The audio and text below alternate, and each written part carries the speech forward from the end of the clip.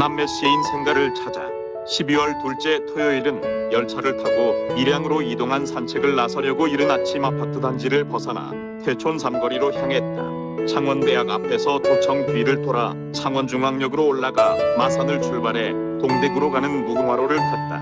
기은산 진례 터널을 지난 들녘에서 진영역과 한림정역을 거쳐 삼당진에서 크게 원호를 그려 밀양강 항변을 따라올라 밀양역 다음인 상동역에서 내렸다.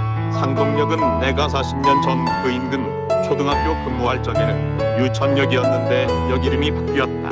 나는 청년기 20대 중반 밀양 산내면 어른골 아래 초등학교가 첫 부임지였는데 야간 광주와 대학을 다니려고 대구로 가는 길목인 유천에서 가까운 시골 학교로 옮겨 근무했다. 나는 농촌에서 초중고를 나와 또래들보다 몇 해 늦게 2년제 교육대학을 마치고 산골에 청년교사로 부임해 갔었다. 당시 교육대학은 2년제였는데 학부에 편입하려니 군사정권은 대학생 시위를 막을 방편으로 졸업정원제를 시행해 편입생을 받을 여력이 없었다.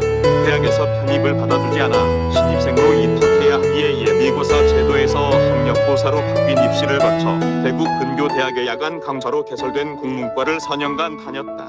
그 시절 유천에서 이틀 지내다 삼당진으로 옮겨가 학업을 마쳤다.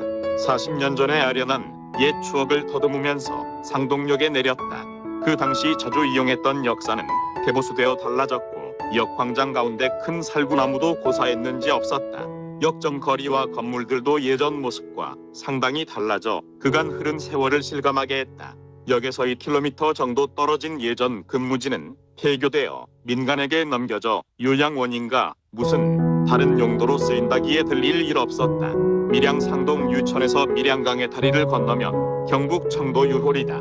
상동역에서 25호 국도를 따라 유호리로 향해 걸으니 교량을 다시 놓는 확장 공사가 마무리 단계였다. 다리 건너 옥산마을까지가 밀양이고 청도천과 동창천이 합류하면서 밀양강 상류가 되었다. 풍각에서 청동을 거쳐 온 물길이 청도천이고 운문산에서 발원해 운문댐을 빠져나와 매전에서 흘러오는 냇물이 동창천이다. 청도천 건도 유호리에는 그 시절 내가 근무했던 학교로 자전거를 타고 출퇴근했던 원로교사가 한 분 있어 지역 사정을 잘 알았다. 그분은 시조 시인 이호우와 이영도 남매의 이웃이고 집안으로 학렬도 같았다. 시간이 멈춘 듯한 적산가옥도 있는 유호리 골목에서 한 노인에게 이호우 남매의 생가를 찾는 길을 여쭈니 친절하게 안내받았다. 가까운 곳에는 오누이공원도 있다고 알려주었다. 이호우 영도 시인 남매가 유년기를 보낸 생가는 국가등록문화재로 지정받아 청도군청에서 매입올해 개보수를 맞춰놓았다. 본체와 사랑채가 기역차 형태로 된 한옥 기와집이었다. 마당에는 고목감나무가 몇 그루 있었다.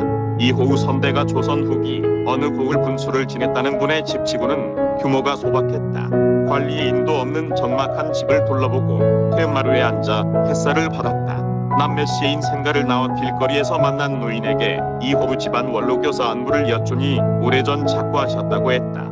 생존해 있다면 나이가 100세가 넘었지 싶다. 월성 이씨 같은 학렬로 신문사에서 길명이 날리던 논설위원도 돌아간 지 오래되었다고 했다. 동네 거기 동창천이 흘러온 천변 운의 시인공원의 시비를 둘러보고 시족공원으로 옮겨가 벽돌에 새겨놓은 작품을 살펴봤다. 상동역으로 되돌아와 지난날 밥을 부쳐 먹은 식당을 찾아가니 그 자리 그 모습인데 아들이 모친 가업을 승계받아 운영했다. 나는 그때 경산에서 새벽 열차로 상동으로 내려와 그 집에서 아침밥을 먹고 도시락까지 싸 근무지로 출근하기도 했다.